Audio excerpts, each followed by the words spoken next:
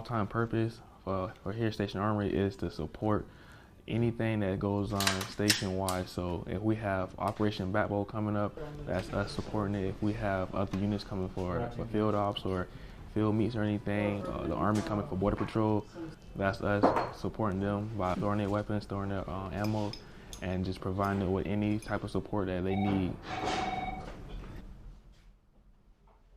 We are a second echelon shop, so that means we can only work on certain items and everything. And so if it's something that's higher outside of our echelon, we have to send up to a third echelon shop, which we have right next door to COC 16.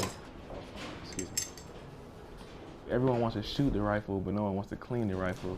And that's part of our job, weapon cleanliness, and making sure it's capable for the next Marine to shoot. We don't want to get the next Marine a dirty rifle, so that's one of our main jobs, is to make sure the Marines, after they qual, they clean the rifle, turn it in, and it's good for the next Marine.